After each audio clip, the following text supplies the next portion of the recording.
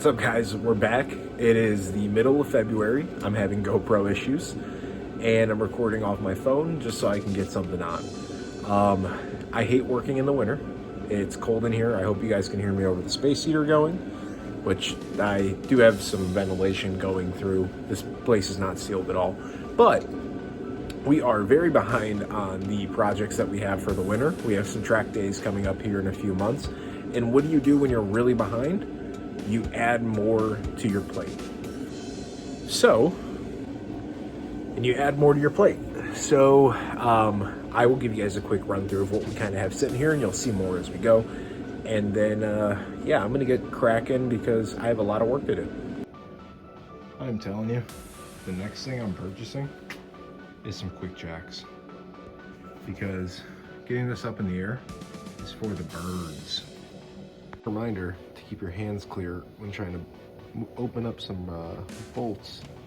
I was trying to get the SMG foam disconnected, and first time I've ever split through the thumbnail, like in the bed. It does not feel good. We are topside done.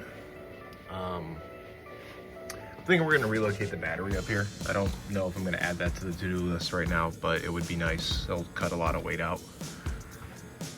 But yeah, extensions out, pipes disconnected, unplugged. Starter motor's starting to come out. We have a replacement one of those to service anyways, so good time to do it. And here she all is. Some really ugly welding. I'm figuring it out. Trying to. You know, it's a little sad. When I got this car, I never really planned to get rid of the whole SMG bit of it. I thought I was gonna run it pretty much for the life of the vehicle. Try to like actually, yeah, in my mind I thought improve it, but at least make it viable. But really excited to see where we're going, and can't wait to show you guys what we have coming in. So, bittersweet moment. The overall build of the car is changing.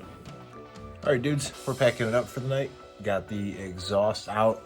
Managed to pull it out with 1 and 2 together, but we'll see if I can keep it that way. I don't know if it'll be worth the hassle because this thing's heavy, very, very heavy.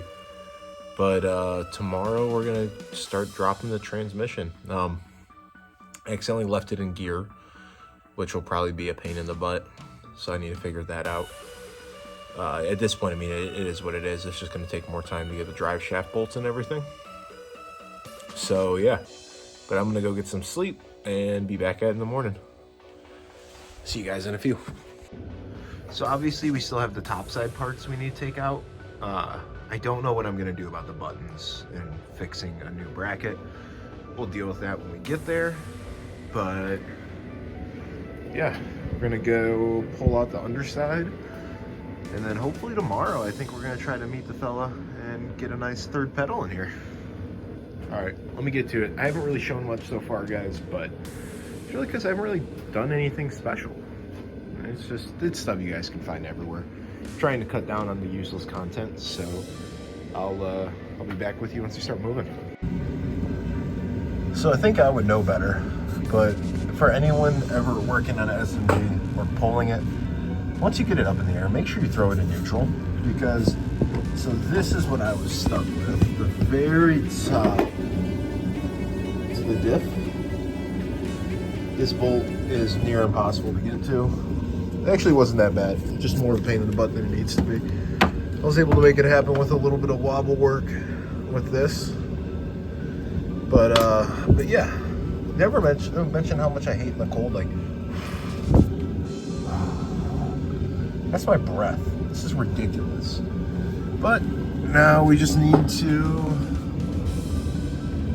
get over to the trans side off the Guibo, and we will be all set. Then we'll be ready to drop this bad boy out, and transmission's next. I don't care what you guys say. I absolutely love Harbor Freight, and they're close. Got more goodies in from ECS. We are gonna go running, grab the tools, get out. After many, many hours of trying, she is out. I'm out of breath because that was a lot of work. Gosh, thing is heavy. I barely have enough clearance to get this out as well. Oh, looks like I broke this while I was getting it out. That's all right, we don't need it anyways. Had a lot of problems because of this bell housing bolt here.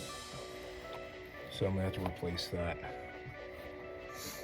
But, you know, these ones aren't cheap either, I'm sure. I haven't looked them up, but remember how I said I left the transmission in gear? I did not.